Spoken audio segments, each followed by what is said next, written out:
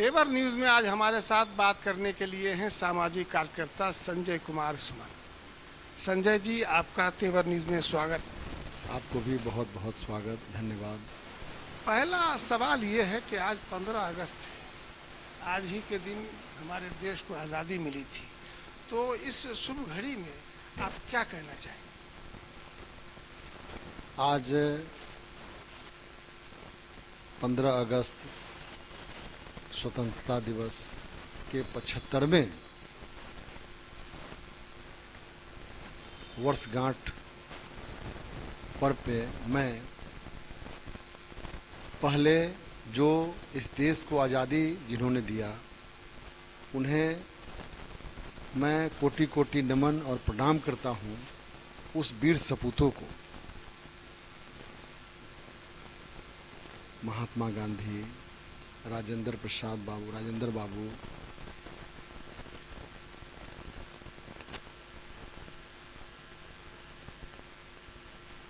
खुदीराम बोस, भगत सिंह इत्यादि बहुत सारे जो इस देश की आज़ादी देने में शहादत दिए हैं, मैं उनको नमन और प्रणाम करता हूँ हृदय से कि आज हमारा देश आज़ाद है। आज़ाद हिंदुस्तान में हम लोग बैठे हैं और आज़ादी महसूस होती है। चूँकि जो लोग गुलामी देखे हैं अंग्रेज़ों की, उस समय की जो स्थिति थी, जीने का बद से बदतर थी लोगों का। जो सजाएं मिलती थी, काला पानी की सज़ा मिलती थी, आप करें कुछ ना करें, अंग्रेज़ का जो भी हुक्म होता था वो तुरंत लागू होता था। उससे मुक्ति दिलाने के लिए जो वीर सपूतों ने अपनी कुर्बानी दी, अपने खून के लहू से सींचा इस देश को, मैं उन्हें प्रणाम नमन करता हूँ। मेरा एक दूसरा सवाल ये है कि आप किसानों के मुद्दों से भी जुड़े रहे हैं, उनकी समस्याओं को भी बहुत करीब से देखा है, समझा है।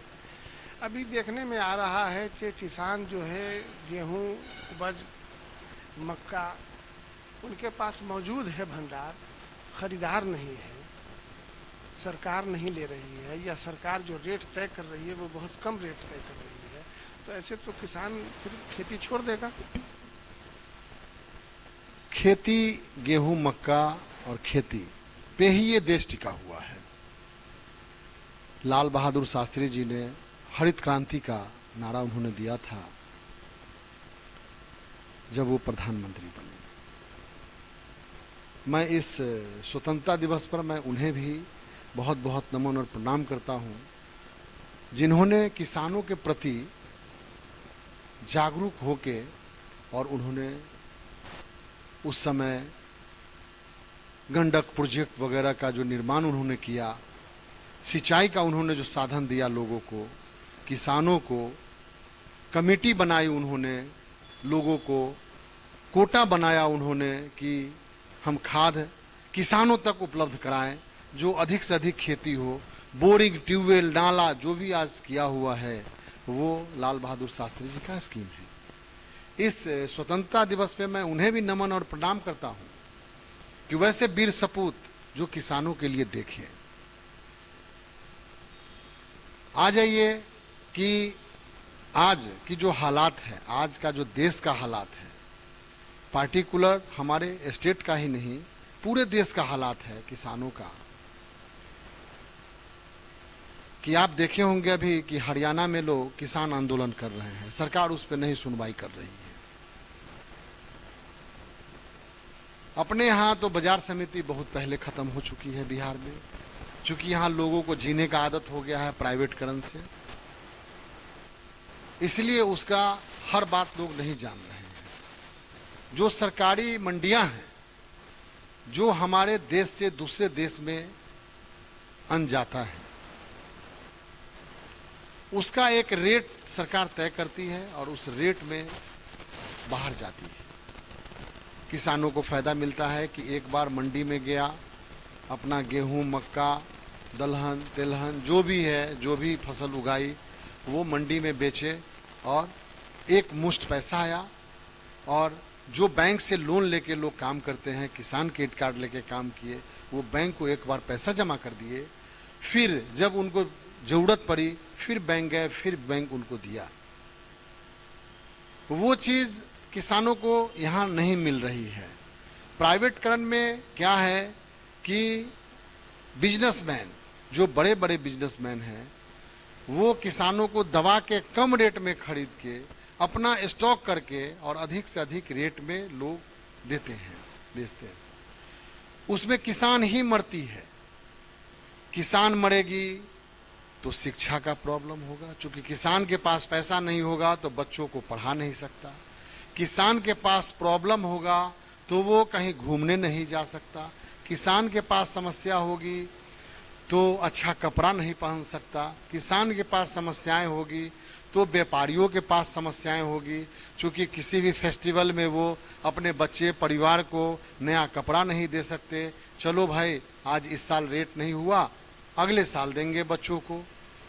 कॉपी किताब नहीं दे सकते, क्या करेंगे? किसान लगाएंगे 50,000 खेत में और कम रेट पे उगाई अच्छी नहीं हुई, बुनाई किए, उगाई नहीं अच्छी हुई, तो 50,000 का 30,000 में बेचो। 20,000 किसान पे कर्ज ही है। तो किसान इसीलिए आत्महत्या करते हैं कि हम इतना मेहनत करते हैं, इतना हम दिन रात खटते हैं, फिर भी हमारे फसल को उचित दाम नहीं मिलता, उचित पैसा नहीं मुझे मिलता है। सरकार से मैं निवेदन करना चाहता हूँ इस चैनल के माध्यम से कि मंडी, सरकारी मंडी का परमिशन दें, किसानों को मंडी में लें, पैक्स के थ्रू किसानों का जो है वो अनाज लें। कभी कभी सुनने में आता है किसान से पैक्स वाले जो अध्यक्ष लोग हैं मकई गेहूं लिए, बोले फुल हो गया। अरे भाई, किसान का जो फसल है उसमें फुल और हाफ का क्या बात है? जो है उसको आप खरीदिए रेट में और एक बार किसानों को पैसा दीजिए, जिससे वो अपना अगला काम करेगा।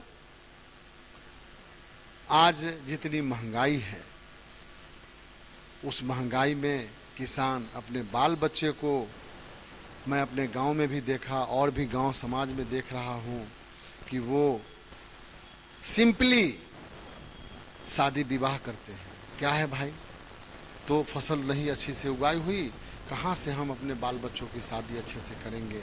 जैसे कभी मंदिर में, कभी मस्जिद में लोग जो अपने धर्म के लोग हैं वो किसी किसी तरह अपना परिवार गुजर बसर कर रहे हैं। सरकार को इस पर ध्यान देना चाहिए, क्योंकि किसान को सस्ते में खाद देना चाहिए, बीज देना चाहिए, कीटनाशक की दवा देनी चाहिए, सब्सिडी में उनका इम्प्लीमेंट देना चाहिए, सब्सिडी में ट्रैक्टर देना चाहिए, सब्सिडी में पंप सेट देना चाहिए, सिंचाई का जितना भी मशीन यंत्र है वो देना चाहिए। कुछ नहीं है। पहले तो ट्रैक्टर में भी सब्सिडी मिलती थी, 2015 के बाद वो भी बंद हो गई। जो सब्सिडियां मिलती थी स्प्रे मशीन वगैरह पे, वो कभी कभी आती है। जिला कृषि पदाधिकारी से हमारी बराबर बात होती रहती है, चूंकि मैं एग्रीकल्चर से जुड़ा हुआ लोग हूँ, मैं बराबर उनसे बात करता हूँ। क्या है, तो फंड नहीं आया। सरकार को मैं इस चैनल के माध्यम से कहना चाहता हूँ कि किसान के प्रति रुझान करके किसान के प्रति आप आकर्षित करिए और उन्हें सब्सिडी मुहैया कराइए, खाद सस्ते रेट में दिलाइए, ताकि अच्छे से बुनाई हो। अच्छे से बुनाई के लिए जब ट्रैक्टर चलेगी तो डीजल पेट्रोल महंगा हो गया। डीजल पेट्रोल आज आसमान छू रहा है रेट। डीजल का रेट आज का 95 रुपये 66 पैसे है। मोबिल, जो मोबिल मिलता था 180 रुपये, उसका रेट आज के डेट में 335-40 रुपये लीटर हो गया। किसान कहाँ से करेगा? सारे सामानों पे बढ़ती कीमत, किसान का फसल का घटता कीमत, तो किसान आत्महत्या नहीं करेगा तो क्या करेगा? कहीं का नहीं है किसान, किसी कदर नहीं है किसान। और किसान के बेटे ही हैं जो आज किसान उगाती है तो बड़े बड़े इमारतों में जो भी आज पूरी बनती है, जो चावल मिलती है, वो एक किसान के घर से ही जाता है। अगर वो नहीं जाए तो क्या खाएंगे? खाना तो अन्न ही है और अन्न के प्रति ही आपका भाव के प्रति कोई सोच नहीं है, तो कैसे चलेगा काम। इसीलिए सरकार को इस पे किसान पे ध्यान देके सब्सिडी मुहैया कराना चाहिए। किसानों को फसल बीमा में उचित फसल मिलना चाहिए। अभी जो स्थिति है बाढ़ की, किसानों का जो धान की रुपाई हुई है दह गया। इसमें अग्रतर होके हमारे प्रखंड विकास पदाधिकारी, कृषि पदाधिकारी लोग फसल का मुआवजा दे किसानों को, चूंकि उसने तो लगाया लेकिन ये आपात हो गया, आपातकाल इसे कहते हैं, डूब गया। कहाँ से लाएगा पैसा किसान? जो उसके पास कुछ पूंजी था वो तो धान रोपने में लगा दिया। अब उसके पास लोग बीमार होंगे, इतना बड़ा कोरोना महामारी है, उसके दवा के लिए, दारू के लिए कहाँ से पैसा लाएंगे? वो दवा के लिए पैसा नहीं होगा तो मरेंगे किसान। इसलिए मैं सरकार से निवेदन आग्रह करता हूँ कि फसल बीमा के थ्रू हो, सरकार के थ्रू हो, किसानों को जो भी फसल नुकसान है उसमें उसकी क्षतिपूर्ति मुहैया कराएं। एक सवाल इससे जुड़ा हुआ, अभी आपने सिंचाई कहा कि सिंचाई की भी उच्च व्यवस्था होनी चाहिए। अभी चारों तरफ जो पानी फैला हुआ है पूरे ज़िला में, पूरे प्रदेश में, तो ये पानी निकासी भी तो एक बड़ा मसला है, इसको कैसे देखते हैं आप? जी, पानी निकासी का जहाँ तक मामला है कि हमारे ताजपुर में 2-3 सालों से थाना चौक का इलाका है, उसमें जो लोग हैं 100 घर से ऊपर डूबा हुआ है। लेकिन आज सरकार के कोई भी लोग उनसे एक समाचार पूछने नहीं गए हैं कि आपका घर डूबा हुआ है, आप खाना खाए कि नहीं, आप कहाँ रह रहे हैं। ये सरकार को और यहाँ के पदाधिकारियों को उन लोगों से मिलके एक उचित जगह देना चाहिए और उनके खाने पीने की पूरी व्यवस्था करनी चाहिए। जहाँ तक पानी निकासी का सवाल है तो यह योजना मनरेगा से हो, प्रखंड विकास पदाधिकारी से हो, एमपी से हो, एमएलए से हो, जो फंड हो, जिला पदाधिकारी का अपना फंड होता है, वो अपने फंड से नाला का निर्माण कराएं। चूँकि पहले जब नहीं बहती थी, जब नहीं पानी का रुकाव होता था, उस समय स्थिति ये थी कि बाजार में कंस्ट्रक्शन कम था, मकान कम था, पुल पुलिया नाला हत्ता किधर से भी बारिश आया निकल पड़ा। शहर में पानी जमाव का मेन कारण है कि चारों तरफ से लोग अब घर बना लिए, घर में बस गए। उस तरह से मैपिंग करना चाहिए सरकार को, इंजीनियर से सर्वे करा के कि किधर से पानी जाएगा और उसको नदी में कनेक्ट किया जाएगा।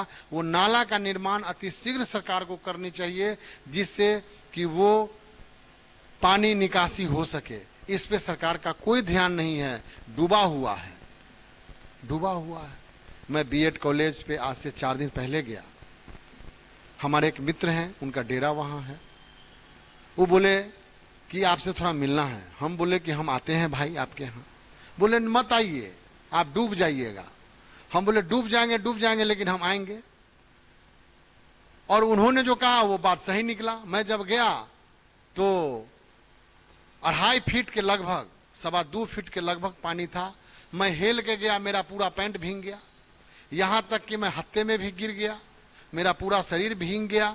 मैं फिर भी उनके यहाँ गया, कपड़ा बदला, फिर आया। तो बड़ा दुर्भाग्य लगा कि यहाँ का प्रशासन, यहाँ की सरकार, जो भी सरकार चल रही है, ये सिर्फ कागजों पे काम करते हैं, धरातल पे कोई काम नहीं है। आप कोई सवाल करिए, उसका जवाब देंगे, हो गया सीधा। धरती पर जब जाइए तो यथावत है, कुछ नहीं है, लेकिन उनके कागजों पे वर्क हो चुका है। तो ये सब ध्यान देना चाहिए सरकार को, हमारे जिला पदाधिकारी महोदय को ध्यान देना चाहिए कि उसका रूट प्लान करके, उसका मैपिंग बना के, इंजीनियर के थ्रू कि ये पानी किधर निकलेगा, और युद्ध स्तर पर इनको पानी निकासी के बाद 9 माह समय मिलता है। 9 माह कम नहीं है। 9 माह में कुछ भी कर हो सकता है, वो प्रशासन कुछ भी कर सकती है। तो मैं आग्रह करना चाहता हूं अपने जिला पदाधिकारी से, मैं अपने जिला के जनप्रतिनिधियों से, मैं अपने जिला के एमपी से, एमएलए से, कि सब लोग मिलके, ये चूंकि जो दुर्दशा है ये पार्टिकुलर किसी एक व्यक्ति का नहीं है, ये पूरे समाज का समस्या है। आपका समस्या है, मेरा समस्या है।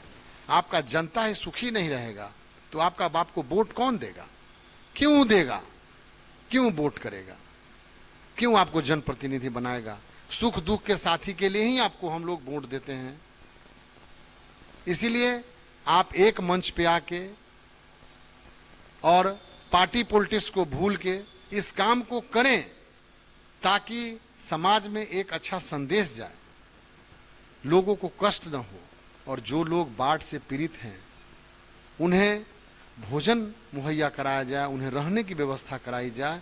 तो कुछ लोग इधर भाग रहे हैं, कुछ लोग रिश्तेदारी में गए हुए हैं, घर में जो है सर्प, जीव जंतु लोग उनके घर में घूम रहे हैं। हम इस चैनल के माध्यम से कहना चाहते हैं कि अति शीघ्र, शीघ्र ही नहीं, अति शीघ्र पानी जब निकासी हो जाती है, जब सूख जाता है, तो अपने इंजीनियर को बुला के अपने से मुस्तैद होके रूट प्लान करके और इस नाला निर्माण का काम अति शीघ्र करें, तो ही समस्या दूर हो सकती है, अन्यथा भविष्य में कभी नहीं हो सकती। अभी हमारे साथ बात कर रहे थे संजय कुमार सुमन। कितना विस्तार से इन्होंने किसान के मुद्दे पे, बाढ़ के मुद्दे पे, जल जमाव के मुद्दे पे, प्रशासनिक मुद्दे पे बहुत विस्तार से अपनी बात रखी। एक बार फिर आपका तेवर न्यूज़ से बात करने के लिए बहुत बहुत धन्यवाद। बहुत बहुत धन्यवाद आपको भी।